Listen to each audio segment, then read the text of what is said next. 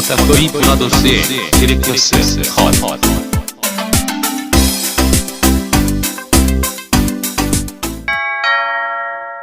경고.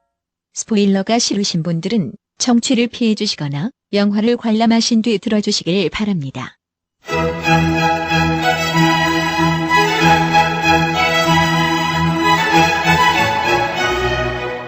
본 녹음은 코로나19 방역 지침을 준수하여 진행했음을 알려드립니다.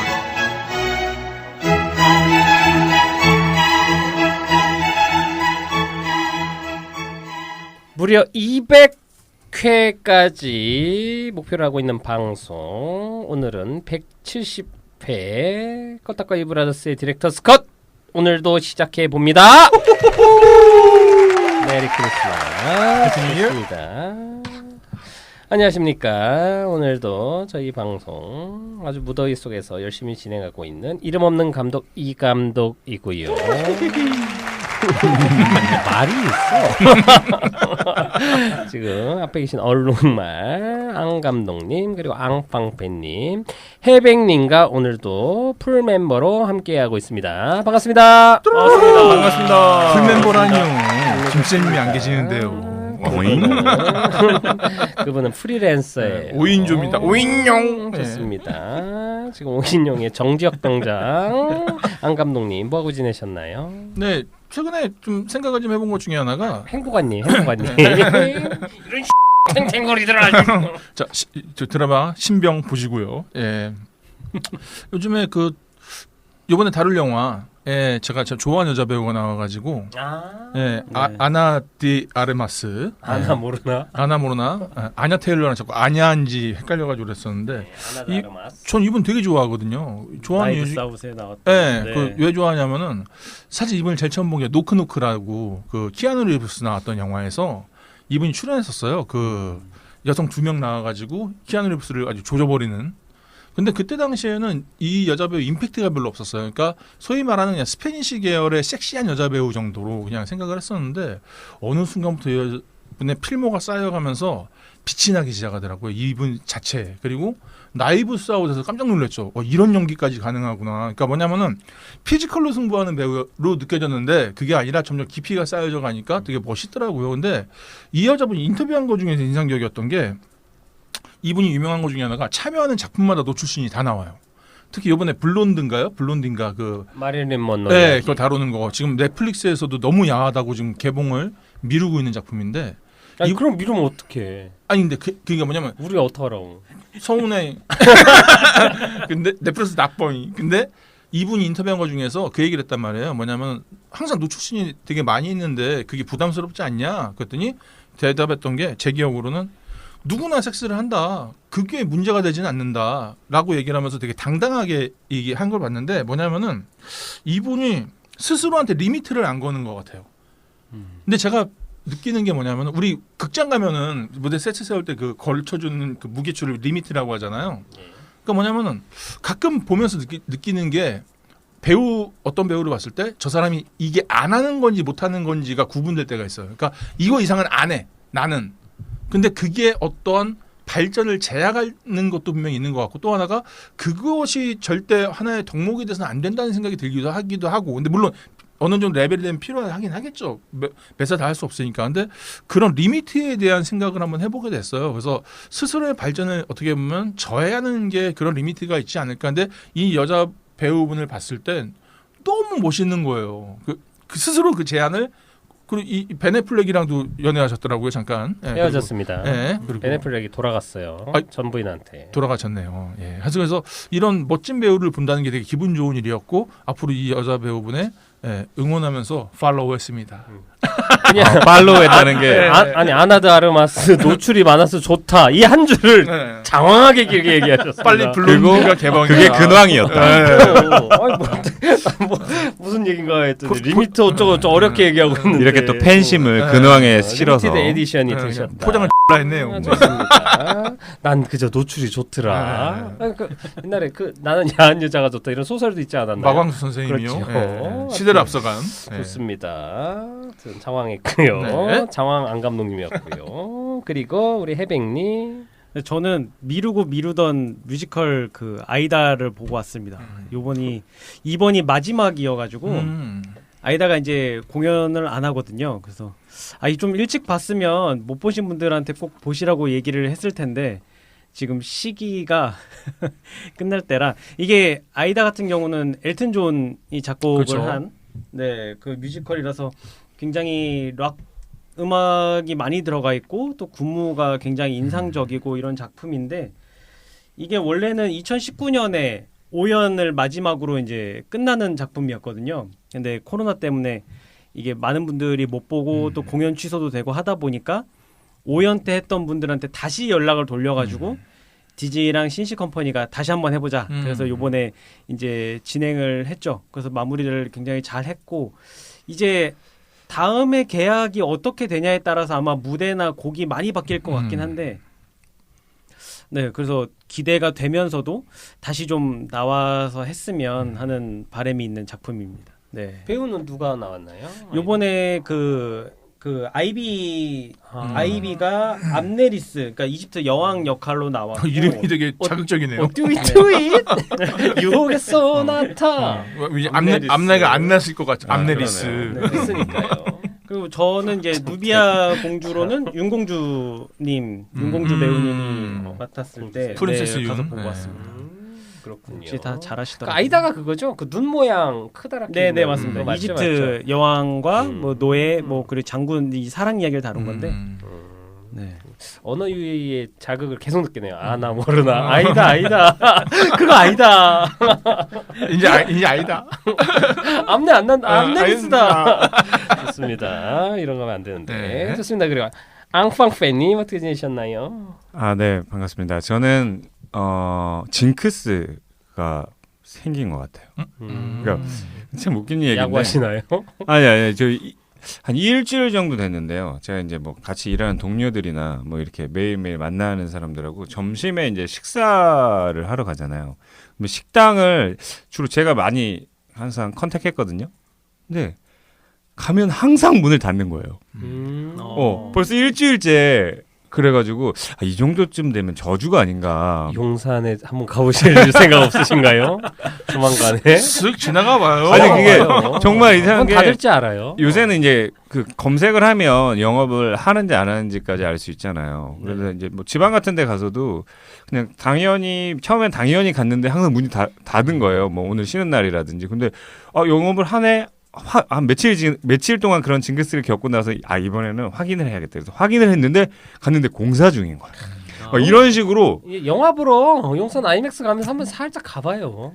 그래가지고 내가 주호민이다. 어제는 이제 좀 마침 쉬는 날이어가지고 김쌤하고 같이 우리 그러면 거기 자주 가는 파스타집 가자 그런데 거기가 원래 쉬는 날이 아닌데 휴가 간 거야. 그래서 이게 야 앙팡 피운다 문 닫아 뭔가 그렇군요. 밥 먹을 그 운이 자꾸 떨어지고 그래도 집에 가셨는데도 문이 닫았다고. 그리고 비번 바뀌어 있다. 네, 비번이 바뀌어 있고. 좋습니다. 네. 흔히 있는 일이죠. 그렇죠. 일상 다반사지요. 뭘 잘못했나 생각하면서 아니에요. 잘한 게 없는 거예요. 맞습니다. 오영 선생님 한번 만나야겠네요. 네. 두 분. 좋습니다. 그거 웃기더라고요. 오은영과 이수정의 차이 해가지고 뭔지 알아요. 사람은 사람한테 위로를 받아요. 그러니까 사람 사람을 때문에 죽이죠. 죽죠. 이게 하는 일이 무서운 겁니다. 그러니까요. 직업병이라는 네. 게 자기가 잘하는 거나 이런 걸 자꾸 보게 되고 그래서 좋고 예쁘고 좋은 걸 많이 보고 살아야 돼요. 김은숙 작가도 얘기했잖아요. 어디 카페 레스토랑 가면 여기서 어떤 사랑을 할까? 근데 김은희는 여기서 어떻게 죽이지? 얘기하신다고. 그렇습니다. 말 나온 김에 전 근황은 아니고 약간 여기 헤어져 계시면 다 보셨나요? 네. 네. 아버님 보셨어요? 네 봤어요. 따로 보셨군요, 김선님하고. 네. 왜 내외를 해요? 저번 김선님은 친구분이랑 같이 봤다가. 네, 시간이 없어가지고 지방 갔는데 마침 좀 시간이 남아서 혼자 가서 봤습니다. 그래서 결심하셨습니까? 너무 결심하면 안 되죠. 네, 맞습니다. 그런 결심은. 헤어질 결심 보신 다음에 질문하고 싶은 건데 마지막 엔딩이 끝난 다음에 박해일은 어떻게 살았을 것 같아요? 다시 원래대로 잘 살았을 것 같아요? 아니면 더 붕괴됐을 것 같아요? 여러분들은 어떻게 생각하십니까? 저는 그냥 그대로 살았을 것 같습니다. 그대로라는 건 어떻게? 그때 2부 시작할 때 그런 느낌? 네, 2포에 내려와서 예. 살았을 때 그 느낌. 예. 여러분들은 뭐 답이 있는 건 아닙니다. 네. 근데 궁금했어요. 하고 제가 영화를 2번 봤는데 어떤 장면을 목격한 게 있어가지고 아 저는 잘 못 살았을 것 같아요. 아이고야. 왜냐면 본인의 감정이입을 하셨군요. 잘 못 살 결심. 아니 하다못해 왜냐면 상대가 탕웨이잖아. 야. 탕웨이 같은 여자를 잃었으니 좀 위험한데 잠깐만. 그러니까. 아무튼 그래서 영화 감독이 됐다고 나중에. 탕웨이 같은 여. 만추 찍고. 네. 근데 그게 극복하기가 좀 어려웠을 것 같긴 해요. 왜냐면 너무 크게 들어왔고 그 나중에는 약간 죄책감처럼 이게 자리 잡은 부분들이 있다고 느껴져가지고 혹시 그 끝나고 그 바다를 지킨 건 아닐까요? 죄송합니다.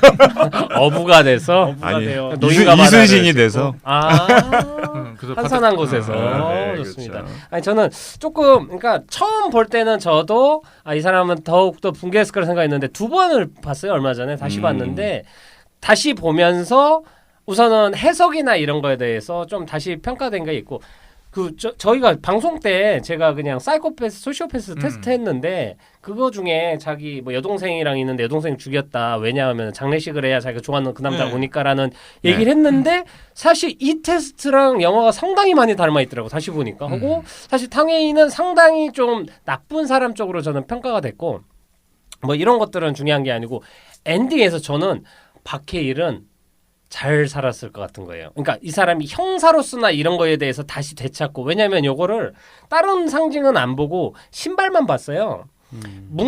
이 사람이 붕괴되고 나서 구두를 신고 있는데 탕웨이를 만난 다음에 첫 그 살인 현장에 돌아올 때 보면 운동화를 신고 있습니다. 우선 여기까지 그런데 어떤 장면이 있냐면 파도에서 탕웨이를 자꾸 하다가 뭔가 포기하는 것 같은 느낌을 주다가 그 사랑에 관한 문자 사운드 녹음을 듣고 신발끈을 물에 젖어서 풀린 신발끈을 고쳐매는 장면이 있어요. 그러니까 저는 제가 생각할 때는 이 사람을 잃어서 사랑하는 사람을 잃은 거에 데미지는 있겠지만 이 형사로서의 사건을 해결하는 그 풀어가는 이 다시 그 자부심이 강한 품위 있는 형사로서는 앞으로는 다시 회생할 수 있겠다라는 좀 희망적으로 봤고 결과론적으로는 탕웨이의 희생으로 이 사람은 다시 돌아오고 끝났겠다라는 좀 여지를 발견하면서 끝나가지고 그러니까 바닷가시에서 저는 해소되는 느낌을 되게 많이 가졌거든요. 그러니까 박해일이 막 절체절명에 막 미친 이래서 막 이게 아니라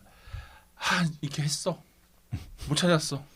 그러니까 뭔가 되게 해소되는 느낌이 들더라고요. 그래서 잘 살겠니까 이상한 근데 해석이지만 그러니까, 그리고 이 사람은 원래도 미결 사건을 품고 살았던 사람이고 잘 생각해 보면 미결 사건이 항상 잔인하고 그게 잔인하고 막 폭력적이고 그랬기 때문에 그것 때문에 잠을 못 잤던 사람인데 다른 사건은 우선 끝났고 미결 사건이 탕웨이라면 이제는 그 사람을 생각하면서 잠들 수 있기 때문에 사실 이 사람은 이제 항상 자기에 머물러 있는 건 수호천사처럼 자기를 지켜주는 존재일 수도 있다. 뭐 이런 여지의 해석이 있는데 하여튼 뭐 정답은 아니지만 조금 2번 보니까 좀 다르게 보이는 것들이 있어서 여러분한테 좀 물어본 겁니다. 자 이렇게 헤어질 결심 2 여기서 마치겠습니다. 자 그리고요 이제 또 저번 주에 시작했던 프로를 이어가야겠죠.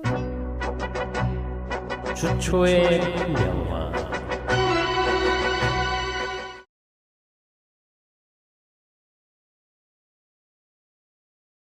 영화예요. 이거 토요명인가요? 네. 주말의 마음은 뭐지? 빰빰빰빰. 그거구나.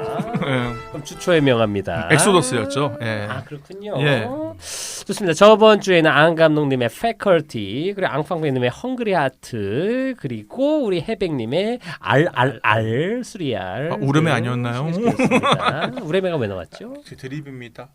예. 어디서 나온 드립이죠? 제 드립이요. 예. 그렇군요. 뭐 그런 어려운 드립이네요. 좋습니다. 이번 주도 한번 시작해 보겠습니다. 한 편씩 추천 부탁드릴게요. 오늘 안 감독님, 안팡팬님부터. 나 저는 오늘 준비 못했는데. 탈락. 제목이 그건가요? 아니, 순발력 있어서 하나 만들 것도 한데. 서운하네요. 자, 좋습니다. 해백님. 네, 저는 지난주에 이어서 인도 영화를 하나 더 들고 왔는데 이게 인도 영화가 이게 두 가지로 나뉘거든요.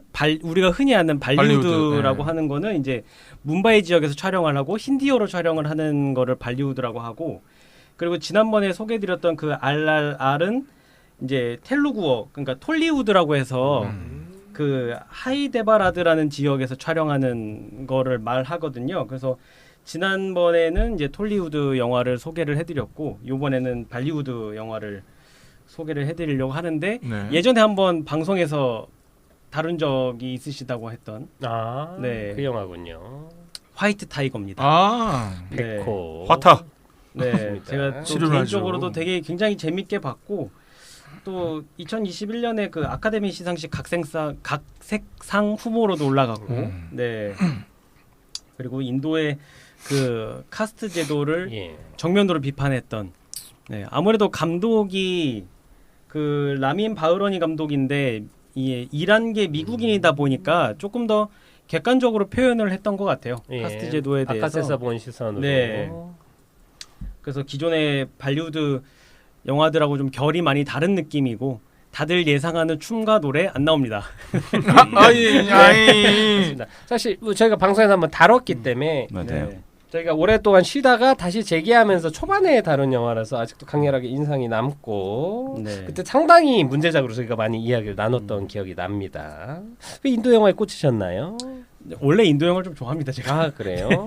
바후발리 보셨나요? 네, 봤죠. 바후발리! 바후발리도 봤습니다. 명작이지요. RRR을 만든 감독이 만든. 같은 감독이에요? 네, 같은 감독입니다. 명장이네요. 네. 좋습니다. 얘기 잘 들었고요. 화이트 타이거입니다. 원작이 네. 베스트셀러 소설이었지요. 저희가 다뤘었습니다. 그리고 안 감독님. 저는 그냥 역시 주말에 그냥 조금 봐도 괜찮을 것 같다는 생각이 들었던 게 네 부모 얼굴이 보고 싶다, 그 영화를. 김지훈 감독. 예, 그 왜냐면은 제가 물론 어린이 콘텐츠에 관심도 많고 하지만 그 영화가 나름대로 반전이 약간 좀 상큼했어요. 제 식대로 표현을 하자면은. 그래요? 왜냐면 순식간에 가해자 피해자가 뒤바뀌거든요. 근데 그때 오는 사실 설득에 있어서 가장 중요한 게 정반합이잖아요. 그래서 정을 얘기하고 반을 얘기해서 합쳤을 때 설득력이 생기는데, 그 영화를 보면은 설경구라는 배우의 포지션을 보면은 정반합이 딱 들어맞아요. 그래서 약간 섬뜩한 것도 있었고, 한 번 이 영화를 보고 나서 그 고민을 하게 되더라고요. 어떻게 보면 가장 큰 비극 중에 하나가 나의 자녀가 피해자가 되는 것도 비극이지만 나의 자녀가 가해자가 됐을 때는 더 비극인 거거든요. 근데 거기서는 가해자의 입장에서 모사를 꾸미다가 순식간에 피해자로 바뀌면서 이거를 뼈저리게 느껴요.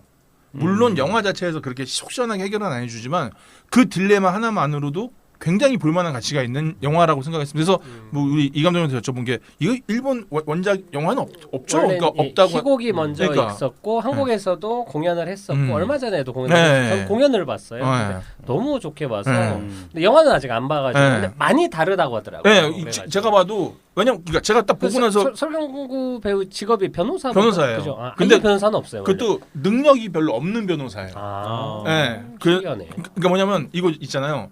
접대용 변호사가 있는 거 아세요? 접견용 변호사? 몰라요. 유명한 그 뭐 경제사범에 들어가면 깜빵에 오래 있으면 싫잖아요. 그러면은 보편적으로 여자 변호사 쓴대요. 시간 그래서 때우는. 와서 접견해가지고 나와 있게 만드는. 근데 여기서는 그 남자가 그 역할을 하는 거죠. 근데 그거를 하는 행위 자체가 약간 좀 부끄럽잖아요. 그러니까 그런 정서를 가지고 있는데 내 자식이 가해자가 됐어. 그래서 이제 법적으로 막 이렇게 막 조언을 하는데 중간에 흘러가다가 이런 뭐 반전이 되는데 그 괴리감이 이게 좀 되더라고요. 그래서 유쾌하게 볼 만한 영화는 아니에요. 제가 봤을 때. 근데 이런 분야에 조금만 관심이 있으시면은 좀 봤을 때 네. 뜨끔하면서 한번 좀 상기하게 되는 게 있더라고요. 그 학교에서 자살한 아이의 이제 가해자의 부모들이 한 자리에 네. 모아지면서 벌어지는 그런 이야기인데, 그래서 저는 그 우선 연극 보면서도 떠오른 건 뭐 항공주도 있고 우리나라의 시 영화 보면 시에서 그 장면이 있거든요. 그래서 주인공이 할머니긴 한데 자기 손주가 가해자여가지고 이에 그리고 이제 다른 가해자 부모들이랑 만나서 잠깐 대화 나누는 씬 우리 애들 지킬 생각만 하잖아요. 음, 피해자는 생각도 그쵸. 안 하고. 근데 그 장면이 잠깐 떠올랐는데 네. 지금 아마 넷플릭스에서 볼 수가 있는 예, 걸로 있는 걸로 저는 알고 있습니다. 알고 있어서 예. 저도 시간이 되면 아, 봐야겠네요. 제가 안 감독님 이야기를 듣다 보니까 진짜 최근에 본 영화 갑자기 생각나가지고 말하세요. 예, 뭐죠? 소개해드리겠습니다. 뭐 갑자기 생각나가지고 다행이네. 이제 죄 많은 소녀라고 최근에 봤습니다. 전여빈 네, 씨. 김윤석 감독님이 만들고 전여빈 배우가 주인공인 영화인데 이게 약간 비슷한 내용인데 학교에서 친했던 이제 한 여학생이 자살을 하는데 그 자살을 둘러싸고 누가 그 아이를 죽게 만들었냐에 대한 이야기인데 뭐 나중에 반전 아닌 반전도 나오는데 사실 그 드라마 흐름 안에서 이 여자아이가 심리적으로 겪고 그걸 증명해내기 위해서 막 애쓰는 장면이라든지 주위에 아까 그 부모님들이 자기 아이만 감싸듯이 그 주위의 사람들이 얘를 극단적으로 막 그 피의자로 몰아가는 막 약간 이런 분위기들이니 사실 조금은 불편할 수도 있는 영화인데 이제 학교 폭력에 관련한 거잖아요. 네. 어떻게 보면 근데 사실 이 학교 폭력이라는 게 저희가 상상하는 것보다 굉장히 무섭고 그렇죠. 그 학생들 안에서는 엄청난 스트레스를 유발하는 그 거라. 세상의 전부가 학교잖아요. 지금. 그렇죠. 게다가 그 생체기가 꽤 오래가요. 그렇기 때문에 이거 학교 폭력은 엄청나게 신경 써야 되는 부분입니다. 예. 네, 그리고 그거에 대해서 보다 또 공감하는 것 같아요. 그래서 학폭 있는 연예인이나 이런 거에 대해서 사실 용서를 거의 안 하잖아요. 최근에 한 명 퇴출됐죠. 죄 많은 소녀 이 영화 만듦새도 굉장히 좋고 배우들 연기도 너무 괜찮고 해서 한번 시간 나시면 그래도 유재명 좋을 것. 배우 네네. 나오지요. 그 주연들도 되게 화려하게. 그래서 그렇게 지금 죄가 많아서 이렇게 나중에 그 그러게요. 공중에 떠 있었군요.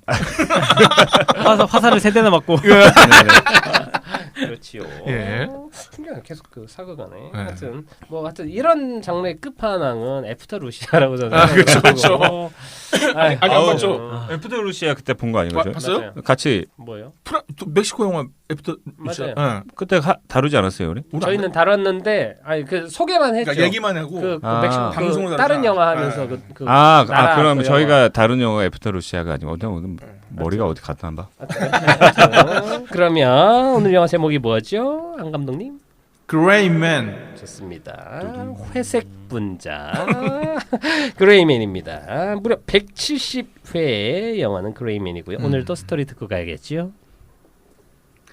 똑똑 스토리 왔어요. 반바지 입고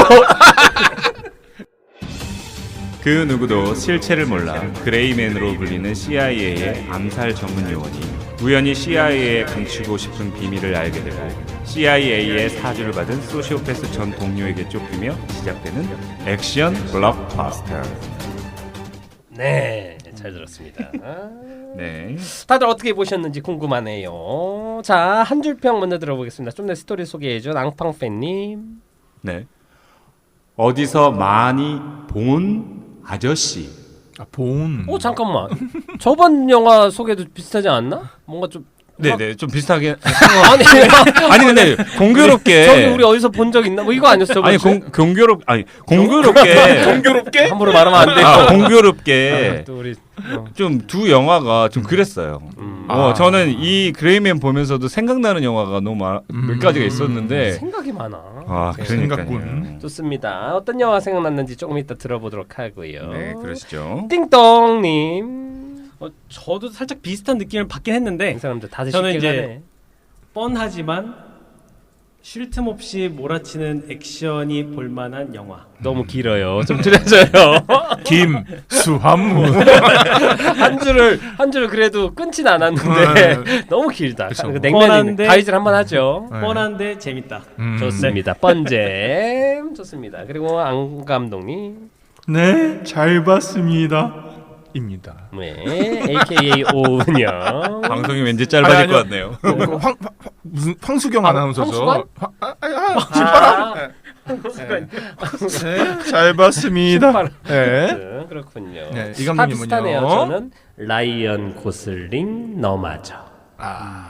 입니다. 브루토스네요. 맞습니다. 예. 브로콜리죠. 예, 채소. 여러분 세 분은 다 비슷한 것 같아서 뭐 크게 듣지는 않아도 될 것 같고. 예, 잘 봤습니다. 이건 뭐예요, 이거는? 그냥 가요 무대인가? 이게 어디에 나오는? 열린 음악회 나왔죠. 열린 음악회. 네, 잘 봤습니다. 예, 근데 그냥 반만이 반찬만이. 기본 아니 하여튼 그냥 레드 노티스 보는 기분이었어요. 아. 그냥 너무 그냥 별 생각 없이 잘 봤고 사실은 맨 온 파이어 해피엔딩 버전이라고 할까 하다가 예, 이 영화가 그 흐름을 가잖아요. 그래서 근데 맞습니다. 진짜 크게 생각 안 하고 되게 즐겁게 봤고 또 하나 배우를 발견하는 재미도 있던 영화였다. 그 저기 그 줄리아 버터스 그 저기 버터스? 거기 심장병 있는 여자아이 아. 그 여자아이가 원스 어폰 어 타임 헐리우드에서 아 걔구나 예, 연기 천재. 예, 연기 천재 그 아이돌 소녀예요. 나왔대요. 그래서 디카프리오한테 연기가 예, 이렇게. 내 인생 연기 인생에서 최고였다고 이게 그래서 그 친구였는데 그치. 너무 반갑더라고요. 와인 아니더라고요. 네, 그렇습니다. 그리고 또 하나가 이제 그 캡틴 아메리카가 마취총 맞으면서 쓰러질 때 마더 그럴 게 저거 엔드 게임 따라하는 거였나? 패러디겠죠. 그러니까 그래서 그런 즐거움도 있었고 그렇습니다. 좋습니다. 되게 재밌게 잘 보셨네요. 예. 저는 라이언 고슬링 너마저는 사실 그 어떤 트렌드가 있는데 뭐 유명한 뭐 연기파 배우나 인지도 있는 배우, 액션을 안 하던 배우를 되게 액션 프로페셔널로 만들어서 나오는 영화들이 많이 있지 않습니까? 사실 이런 시류의 엄밀한 시작은 본 아이덴티티라고 생각을 하지만 실제로 유행을 일으킨 건 전 테이큰이라고 생각을 하고 테이큰 이후로 너무 많은 영화들이 나오니까 사실 그 다음에 뭐 존윅까지도 그렇고 야 재밌다 하다가 이번에는 이제는 좀 지치더라고요. 그래가지고 굳이 라이언 고슬링까지 해야 됐나라고 생각하면서도 라이언 고슬링이 액션하니까 의미가 있겠지요. 조금 헐리우드 쪽에서 이제 좀 A급 가려면은 쌈박질은 좀 해야 되는 것 같은 느낌이 들었어요. 그냥 약간 네. 기본은 하니까 네. 뭐 이것도 네. 이따 얘기할 텐데 넷플릭스 뭐 지금 얘기하자면 넷플릭스는 사실 빅데이터 회사라 예전부터 그랬습니다. 하우스 오브 카드 만들 때도 그 사람들이 제일 될 만한 소재와 가장 좋아하는 배역이나 이런 걸 빅데이터로 좀 분석해서 만든 건데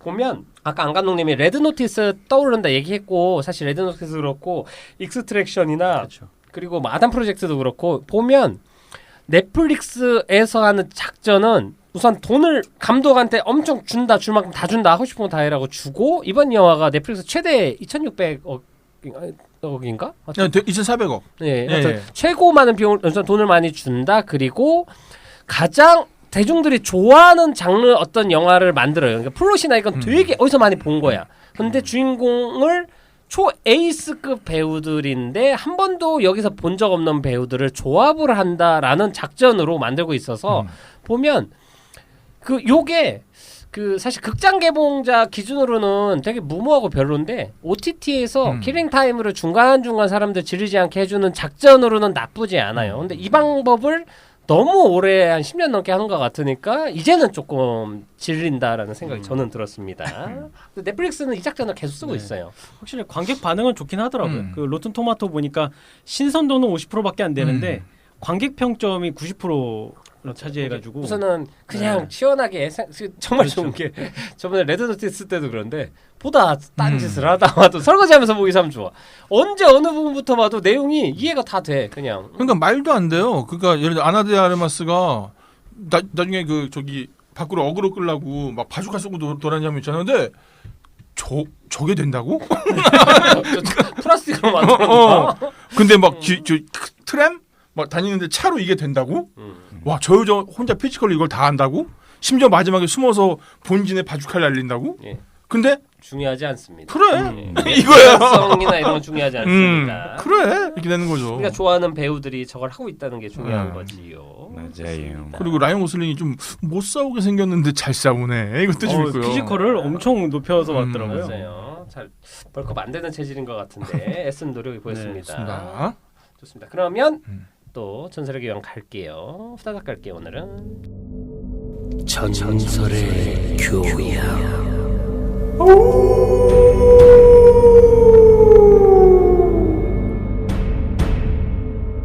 그레이맨 회색 분자 2022년 2시간 2분 홍진호네요.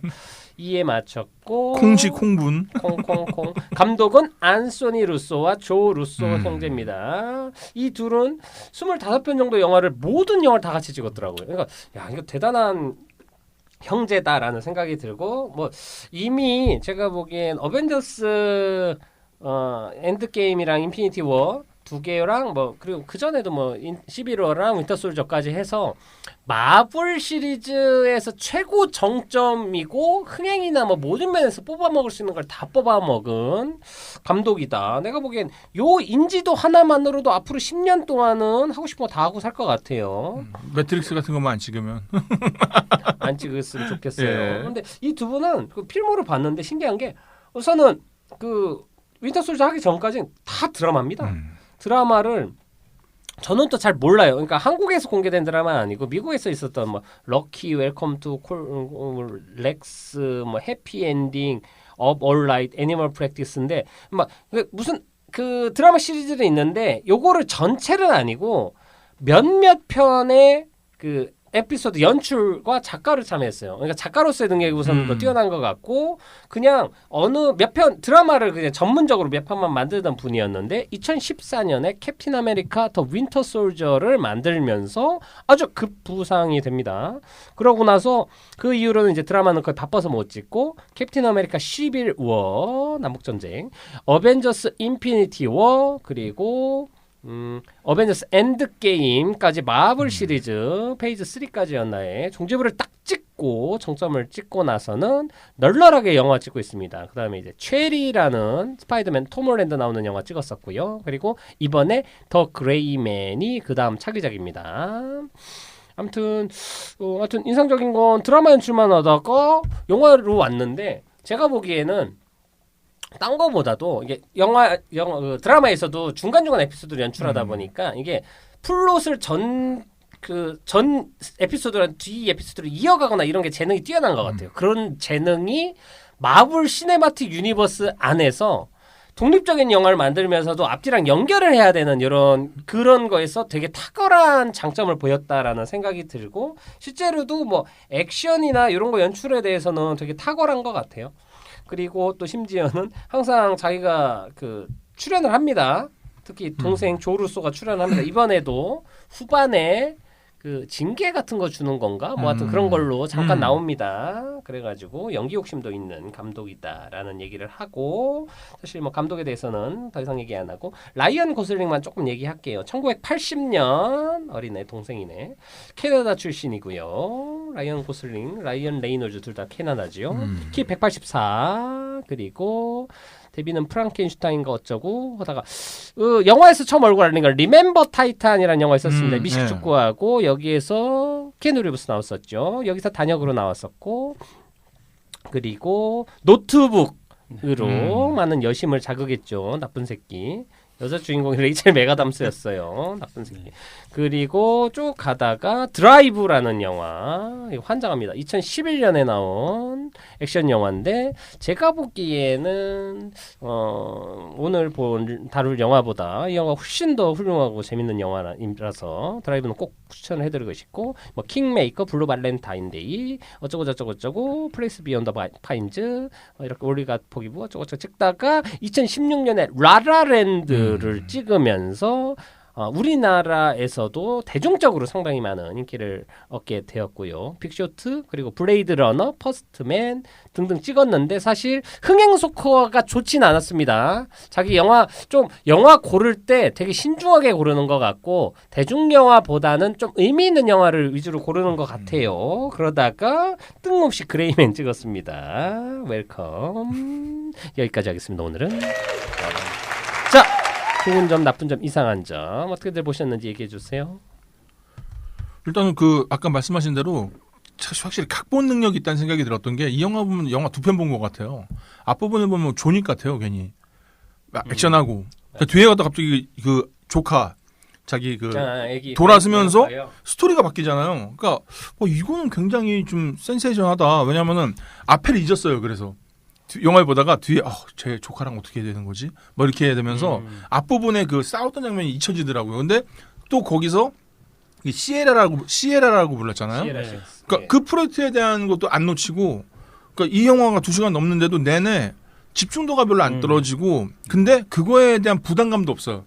얘기했듯이 뭐가 어떻게 된 거야 이게 아니라 그랬어? 이렇게 되는 거예요. 근데 여기서 또 하나가 매력 있는 게 내가 그 여자 배우 좋아해서 그런 것도 있지만 그 아나 데 아르마스 배역을 넣기 때문에 힘을 잡고 간다는 생각이 들었던 게 뭔가 그러니까 보통은 서브 뭐 사이드킥이라고 하나 뭐라고 하나 사이드킥이라고 서브에서 하죠. 이 네. 정도밖에 안 되는 역할을 해주는 게 다반사였는데 여기서는 오히려 끌고 가기도 하고 이게 또 뭔가 채워주는 게 있더라고요. 왜냐면 우리가 영화 보면서 남자 주인공만으로 승이 안 차는 게 있는데 그게 과거에는 007처럼 뭐 로맨스로 이어진다 이랬는데 이게 아니라 동등한 위치에서 아니 어느 부분에서 더 뛰어난 위치. 그 총 얘기하잖아요. 장전된 총은 안 집어던져 이러는데 그 말을 주고 받는 것만으로도 아 이 두 캐릭터가 동일선상에 놓여 있구나. 이건 그냥 대충 넘어갈 만한 그런 플롯과 스토리는 아니구나라고 해서 본 내가 아쉽지 않은 정도의 느낌이 들 정도로 잘 만든 영화라고 생각이 들었습니다. 저도 안 감독님하고 좀 비슷한데요. 그 한 줄 평이 제가 어디서 많이 본 아저씨라고 한 게 사실 초반은 본 시리즈가 저는 생각이 많이 나요. 본 아저씨. 본이랑 아저씨를 네. 하셨네요. 본 시리즈를 보는데 물론 본보다 액션 씬은 사실 좀 더 마음에 들지는 않았지만 그 전체적으로 화려한 면이나 이런 것들이 더 있었던 것 같고 그 본 시리즈처럼 긴박감이나 이런 것들을 잘 쪼아낸 것 같은 느낌은 확실히 있어서 보는 내내 지루할 틈은 없었던 것 같은데 아까 안 감독님 얘기하신 것처럼 뒤에 넘어가면서 그 여자 조카를 지켜내는 아저씨 원빈이 갑자기 생각나면서 원빈 씨. 이해 그래서 이게 본과 아저씨를 같이 보는 느낌이었다. 그리고 저희 김쌤님하고 같이 봤는데 김쌤님은 라이언 고슬링은 액션을 해도 스윗하네라고 얘기하더라고요. 그래서 이해 불가. 난 조카가 이쁜데? 뭐 이러지. 네, 아무튼 저도 그렇게 봤습니다. 그래서 이게 생각보다는 단순한 스토리임에도 불구하고 잘 짜여져 있고 또 시각적으로도 눈을 뗄 수 없게 만드는 뭐 편집이나 뭐 이런 것들이 좀 수려하게 잘 돼 있는 오락 영화가 아닌가라는 생각이 들었습니다. 그 영화 잠깐 생각났어요. 그 마이클 베이가 찍었던 그 영화 뭐죠? 그 식스 언더그라운드. 네, 그러니까 식스 언더그라운드. 그것도 넷플릭스에서 만든 영화입니다. 그러니까 이 화면 속도 전개감이나 이런 구성 자체가 이거 되게 비슷한데라는 생각이 들긴 하더라고요. 맞아요. 그리고 쓸데없이 한마디 더 하면 외계인보다 액션씬이 더 좋았습니다. 그 얘기, 맞아요. 그 얘기 하더라고요. 근데 네. 이게 우선 예산 자체가 엄청난 차이가 있고 그렇죠. 그리고 그러니까 돈 들인 게 생각나요. 예를 들면 아니 왜 이렇게 많은 도시를 돌아다녀? 솔직히 말하면 그냥 한 곳에서 다 찍어도 스토리가 진행이 돼요. 그런데 막 프라하 갔다가 크로아티아 갔다가 막 계속 하니까 감독은 얼마나 신났을 거야. 아니 코로나 시절에 우리 이제 여행 시켜주는 거지 관객들. 그러니까 눈 호강 시켜주고. 근데 이게 약간 넷플릭스 같다는 생각이 들었던 게 넷플릭스에서 그때 그 매즈 미켈슨 나왔던 그 킬러 나온 영화. 폴라 네, 그것도 폴라. 다 똑같아요. 다 그쵸. 어디 가면 자막으로 다 여기 네. 어디 이렇게 가는데 보면서 넷플릭스가 그러네. 그러니까 돈 있으니까 쓰는 거예요. 난 돈이 많으니까. 그리고 우린 모르잖아요. 경양식 먹고. 부산 가서 프라하 그것도 몰라요. 그래서 나는 굳이 돈 근데 사실 뭐 감독한테는 돈 하고 싶 원래 넷플릭스는 터치를 안 하니까 감독은 너무 신나죠. 그냥 자기 그리고 배우들도 야 라이언 고슬링 나 액션 한번 하자 해서 저는 액션 안 해요. 500억 줄게. 거절하기엔 너무 큰 금액이었다. 그거 뭐죠? 맞아요. 그리고 넷플릭스 전략을 보면 또 하나가 뭐냐면 우선 레드 노티스도 그렇고 사실 그 제가 생각할 때는 배우들도 그렇고 결국엔 OTT보단 극장에서 개봉이 되고 런닝 개런티나 사람들이 더 많이 보는 걸 좋아할 수밖에 없습니다. 처음부터 OTT로 직행하는 거를 좋아할 배우도 별로 없어요. 그리고 캐리어나 규모나 완성도 면에서도 자기 인생에 근데 돈을 이렇게 많이 줘서 찍으니까 찍는 거라고 저는 생각합니다. 진짜 돈 때문에. 그런데 이런 걸 그러니까 유명한 배우들 이렇게 써놓으면 넷플릭스가 얻는 건 뭐냐? 이 배우들은 앞으로도 초 A급 스타로 활동을 하기 때문에 이 배우들의 차기작, 차차기작들로 관객들이 그걸 좋아하고 그 배우를 좋아하면 이 배우의 또 전작을 찾아보면서 보면 넷플릭스에만 있는 이 배우가 출연하는 스케일 큰 영화가 있어. 기본은 하는.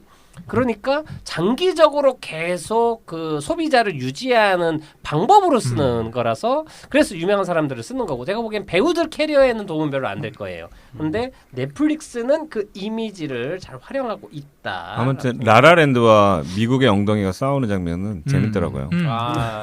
이 정도는 돼야 미국의 엉덩이지. 그리고 정말 캡틴 아메리카가 너무 배역을 잘 소화한 게 맞아요. 정말 밉더라고. 얄밉더라고. 코스염만 붙였을 뿐인데 이렇게 그리고 비울 수는. 하여튼 나이브스 아웃 이후로 악역 커리어를 이제 좀 쌓으려고 한다. 이번에도 보면 나이브스 아웃 2가 넷플릭스에서 제작하고 있거든요. 감독도 라이언 존슨이고 거기에 또 아나드 아르마스랑 같이 나와서 여기에 같이 나온 것도 약간은 그 이미지나 아니면 인맥 아닌 캡틴 이미지를 벗어내려고 예. 무단히 애쓰는 것 같긴 해요. 그러니까 캡틴뿐만 아니라 그냥 이 크리스 에반스죠. 예.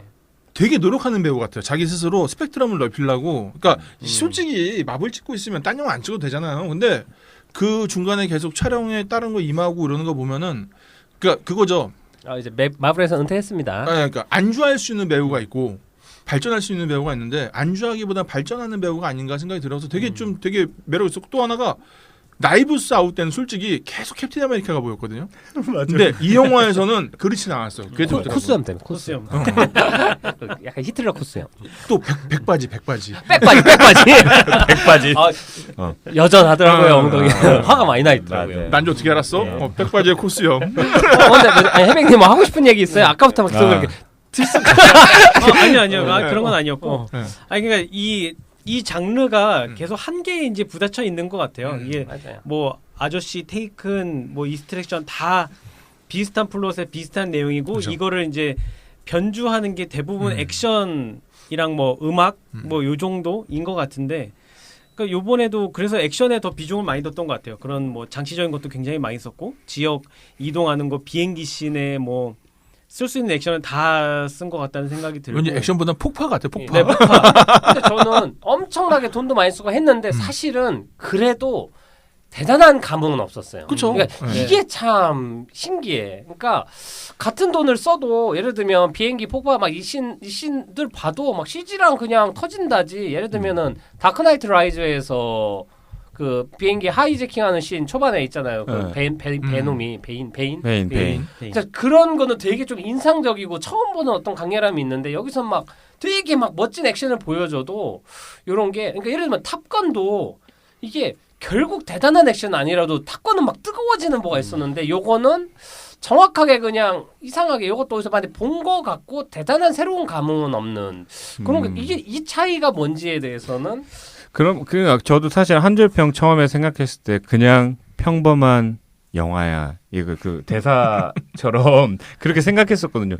그러니까 제작비나 그리고 배우들 그리고 화려한 액션들 다 좋은데 이게 약간 익숙한 느낌이 아마 그거가 아닐까 생각이 플롯이나 들어요. 이것도 그러니까 대단한 그건 없어. 야심이나 새로운 도전은 없어.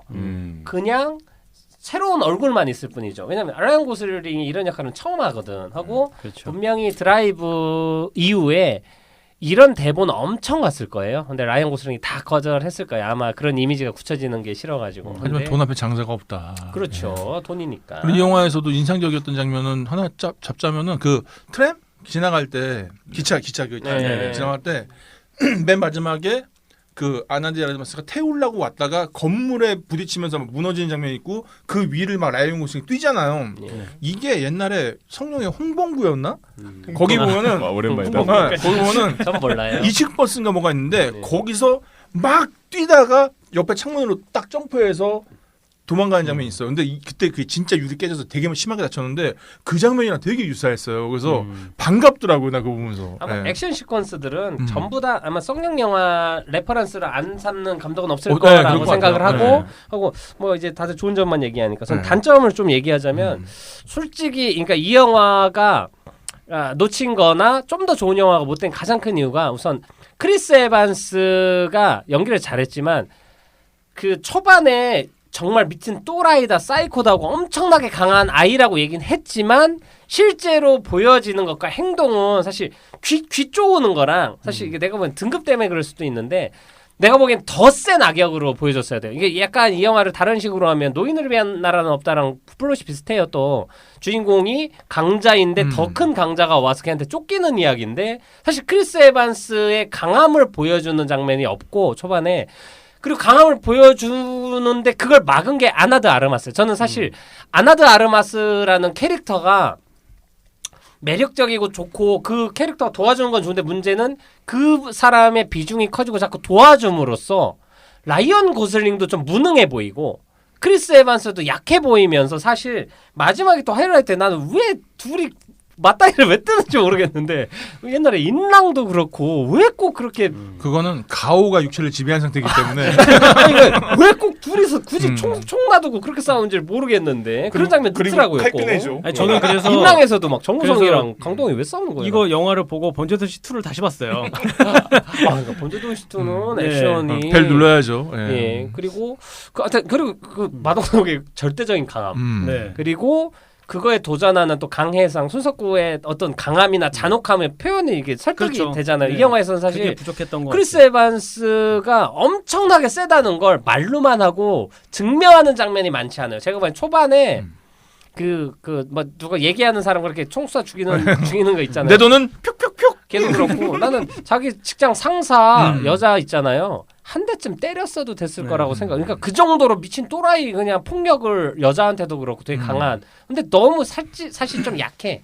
그거가 좀 걸렸고 그리고 크리스 에반스랑 라이언 고슬링 첫 대면에서 그걸 구해준 게 아나드 아르마스라는 게 사실 그래서 라이언 고슬링도 솔직히 처음부터 시에라 식스 그러니까 엄청 센 거처럼 말은 했는데 사실은 계속 도움이 없어서 혼자서는 해결 못하는 캐릭터가 돼버리니까 맞아. 그런 그게 면에서 좀 아까웠어요. 저는 오히려 임팩트가 있었던 그 인도 요원. 그게. 오히려 그 배우가 좋은데? 그러니까 그것도 갑자기 착해지 되게 네. 애 건드린다고 하니까 그 얘기 듣고 박애주의가 돼가지고 딸이 따로 자꾸 그분 보자마자 그 광고가 생각나가지고 올여름 혼자 어때 이게 그 오징어 게임에 나왔던 네. 약간 계속 닮았지. 그분이 아. 저러다 춤추는 거 아니야? 아무튼 꼴에서 이게 딴 건 아니고 대부분 이런 영화를 만드는 초 목적은 결국엔 캐릭터 건지는 거거든요. 그래서 테이큰도 그렇고 조닉도 그렇고 조닉 이번에 또 4 나오는데 막 예고편 장난 아니에요. 막 주먹 피나게 막 때리고 있어. 그래서 왜 저러나 했더니 상대가 견자단이야. 그리고 견자단 소개하는 게 너도 안 되는 전설적인 킬러다. 막 소개를 해줘. 그래서 누가 나오려나 했는데 견자단이야. 그리고 둘이 막 칼이랑 총이랑 같이 하면서 막 총 쏘면서 막 칼을 이러는데 이제 그러니까 조닉 같은 건 캐릭터가 매력적이니까 시리즈가 기대되잖아요. 근데 사실 이 라이언 고슬링으로 차기작은 전혀 기대가 안 돼요. 여기서 끝나야 돼요. 그러니까 그래서 실패한 영화라는 생각이 들고 이런 류의 영화는 사실 캐릭터 하나 건지고 다음에 더 센 애가 나오고 그러는 게 그런 영화가 좋은 영화라고 저는 생각을 하는데 그리고 예를 들면 저는 헤어질 결심을 사랑 영화로도 보는데 전 범죄 수사물로도 재밌게 봐가지고 저는 박해일이 주인공인 다른 진짜 범죄 느와르 수사물인 하드보일드로 잔인한 연쇄살인 추리하는 이 캐릭터로 만드는 영화가 재밌을 것 같은 거예요. 수사의 결심 그래가지고 근데 왜냐면 이 캐릭터가 갖고 있는 매력이 있어. 되게 집착하고 그 살인범이나 이런 거에 계속 그 피해자의 감정이입하고 뭐 이런 것들 막 계속 따라하거나 막 이런 것들도 그렇고 그래서 그런 캐릭터를 건지는 거에서 좀 놓쳤다는 거 하고 가장 마음에 안 드는 거 하나는 그래서 빌리 밥 손튼이란 배우가 그 나와요. 그 대단한 배우인데 네. 그 처음에 자기 채용했고 딸 납치돼. 조카는 삼촌. 근데 솔직히 말하면 그 아무리 딸을 사랑하고 챙겨주고 알겠었는데 전화 통화했을 때 그러니까 자기 죽이라고 명령했었잖아요. 근데 라이언 고슬링이 자기 죽이라고 명령한 거 알잖아. 근데 그냥 그러니까 자기 죽이려고 했던 사람인데 저렇게 쉽게 용서를 해준다고? 나는 그러니까 뭔가를 가볍게 건너뛰고 있는 거야. 그러니까 저들의 의리 알겠어. 근데 의리가 그래도 저 사람이 나 죽이라고 사주해서 비행기에서 진짜 죽을 위기가 놓였었는데 나한테 왜 그랬어요? 한마디는 물어볼 수 있잖아. 근데 그냥 딸을 생각하면서 용서해줘. 나는 이게 이 영화가 너무 쉽게 딸도 아니고 조카예요. 조카인가? 네, 조카예요. 조카예요. 그러니까 심지어 누군가가 나를 배신했다는 거에 대해서 너무 쿨하게 넘어가는 것 자체가 그러니까 미국 스타일일 수도 있는데 요게 이 영화의 어떤 디테일이나 리얼리티를 너무 뭉개버리는 느낌. 저는 그거는 다른 영화 같았으면 빌리 밤슨도 죽였어요. 그렇죠. 근데 저는 이 영화에선 용서가 되는 게 15년 동안 활동했다고 했잖아요. 그러면은 나는 그거는 그래도 용서가 되는데 딴 게 아니라 그 양반을 너무 아무렇지 않게 소비하고 끝났어요 영화가. 그러니까 뭐냐면은 한 번쯤 뭐 반전이 있다든가 이런 정도의 사람이라면은 그랬으면 좋겠는데 너무 순장해 버렸잖아요. 그냥 수단 터뜨리고 죽는 걸로. 그러니까 순장조구나. 그러니까 뭐냐면은 에이 그래도 사실은 그 뒤에 큰 설계는 얘가 했던 거였는데라든가 뭔가 좀 한 번 좀 딱 빠졌으면 좋겠는데 아니면 그게 없어. 아니 미안해서라도 한 번이라도 탈출하려고 하든가 아무것도 안 하고 그냥 죽여. 그러니까 15년 쌓았는데 너무 쉽게 그러는 거야. 저는 오히려 그 믿음이라고 봤어요. 그러니까 어차피 이 상황에서 내가 할 수가 없으니까 얘는 분명히 안 죽을 거야라고 그러니까 이런 식으로 그 뭉칠 수도 있다는 거지. 믿음이라는 게 생명의 가치를 가볍게 만드는 거죠. 그러니까, 주인공의 생명을 너무. 그러니까 지금 이거는 억지로 좋게 생각한 거고 나는 그냥 플롯상에서는 솔직히 맨 마지막에 그 여자 CIA 요원이 총 쏘는 것도 마음에 안 들었어요. 왜냐면은 에이 그렇게 해결하면 안 되지. 둘이 뭔가 쇼부를 치고 뭔가 뭐 이게 해서 막 이랬으면 좋겠는데 땅 대신에 조용히 하면 용서해줄게. 그리고 구하고 끝나. 야 저럴라고 내가 라이온 고슬링이 싸운 걸 본 건 아닌데 왜 이렇게 플롯이 이렇게 쉽게 끝나버리지라는 생각은 했었는데 딴 게 아니라 이런 류의 영화라고 그러니까 넷플릭스에서 볼 수 있는 OTT에서 볼 수 있는 영화라고 생각하니까 이 정도 플롯은 그냥 용서하고 넘어가자. 그러니까 우리가 아까 드립으로 우레멜 쳤지만 우레멜 어렸을 때 우레멜 보면서 그 피아노 줄 다 보여요. 근데 우리 용서하고 넘어가거든요. 저거 헤매 오토바이 헤매 개조한 그래, 거예요. 뭐 근데 방법이 그래 없겠지. 이게 넘어가 이렇게 되는데 근데 부분이 좀 아쉽더라고요. 좀 더 근데 이게 탄탄했으면. 그러니까 2,400억 들은 영화에서는 사실 그러면 안 된다는 네. 생각이 있는 거죠. 근데 사실 뭐 그런 게 중요한 건 아니야. 감독은 그런 거 중요하지 않아. 야 재밌잖아. 됐지 이거요. 7개 도시 돌아다니면서 건물 뻐개고 막 이런 것들이 있기 때문에 초목적이 다르다. 야 내가 2,400으로 외계인을 만들었냐 어쨌냐 이러면서 이게 넘어갈 수 있죠. 영원히 고통받는 네, 영모. 외계인이었습니다. 아무튼 영화 얘기는 우선 이 정도로 해보고요. 더 하고 싶은 분 있나요? DDR 한번 해볼까요? 야이야이야. 예. 이거 저 찾아보니까 엔딩 크레딧 보니까 헨리 잭맨이라는 분이 하셨는데 74년생 영국 작곡가십니다. 근데 이분이 필모가 되게 좋아요. 2009년에 몬스터 대 에일리언 해가지고 시작하셨고 키게스 영웅의 탄생 1, 2 다 하셨고 엑스맨 퍼스트 클래스 주몽왕 라이프 1, 2 다 했고 빅 히어로라고 그 애니메이션도 애니메이션 많이 하셨고 캡틴 아메리카 윈터 솔저랑 11호도 하셨고 킹스맨 시크릿 에이전트 골든 서클 하셨고 콩 스컬 아일랜드도 하셨고 주만지 됐고 고장난 놈도 했는데 이게 신기한 게 뭐냐면은 실제 이 영화를 찾아보면 이분이 메인으로 있지는 않아요. 그러니까 전에 말씀드렸잖아요. 이제는 요즘에 그 음악 작곡하시는 분들이 팀을 이뤄가지고 누구는 멜로디만 흥얼거리면 누구는 리듬 만들고 이런 식으로 하잖아요. 근데 이제 영화가 메인은 계약을 하고 이 영화가 재편집되거나 재촬영되면은 또 붙는 것 같아요. 그러니까 이분이 그걸 되게 많이 하시는 분 같고 또 이분이 되게 매력 있는 게 뭐냐면 이분이 지난번에 탑건 말씀드렸잖아요. 해럴드 펠터마이어 이 사람처럼 다른 음반 작업도 많이 해요. 그리고 실제로 곡도 많이 쓰고 그러니까 약간 젊은 해럴드 펠터마이어 같은 느낌이랄까? 그러니까 약간 좀 전도 뭐 그렇다고 되게 어린 건 아니죠. 74년생이니까. 근데 그래도 그 영역 내에서는 많이 젊은 쪽에 속하고 향후에 이런 작업을 되게 그러니까 우리 그때 그 치아키노처럼 어떤 특별한 장르물에서 프로듀서 역할에도 좋을 것 같은 사람이다라는 생각이 들 정도로 그렇습니다. 그래서 헨리 잭맨이라는 사람을 기억하시면 좋을 것 같고 또 하나가 이제 이 영화에서는 뭐 슈퍼바이저라고 해가지고 총 음악 감독하시는 분 두 분이 붙었어요. 근데 그분은 검색을 해보다가 별로 그냥 그러니까 이분의 피지컬이 중요한 것 같아가지고 헨리 잭맨이라는 분에 대해서 소개시켜드려봤습니다. 여기까지입니다. 네, 잘 들었고요. 헨리 잭맨님 네. 좋은 영화 되게 많이 했네요. 예. 좋습니다. 근데 재밌죠? 메인에 안 뜬다는 게 난 이거 좀 신기한 것 같아요. 예, 이름 뜨면 안 되나 보네요. 좋습니다. 부정 취업하셨나? 볼트모트인가? 이중 취업인가? 구급인가요? 좋습니다. 제 의견은 아닙니다. 네. 좋습니다. 아마 오늘 또 뭐 더 그레이맨에 대해서 이런저런 얘기 나눠봤는데 뭐 더 하고 싶은 얘기 있나요? 이거 한번 보세요. 이거 재밌어요. 저는 솔직히 그냥 그때 말씀드렸잖아요. 작품이 있고 상품이 있다고 봐요. 저는 영화가. 근데 이거는 상품이에요. 작품의 개념으로 보지 말고 상품의 개념으로 보면은 괜찮을 것 같습니다. 네. 맞습니다. 저도 그 넷플릭스 가입한 그 본전 아까운 생각이 들 때마다 이런 영화가 하나씩 떠주니까 제가 보기엔 본전 생각 안 나게 해주는 좋은 영화였던 것 같습니다. 그럼 170회 방송 오늘은 또 여기서 마무리 짓도록 하겠습니다. 다들 코로나 조심하세요. 다들 수고하셨습니다. 안녕.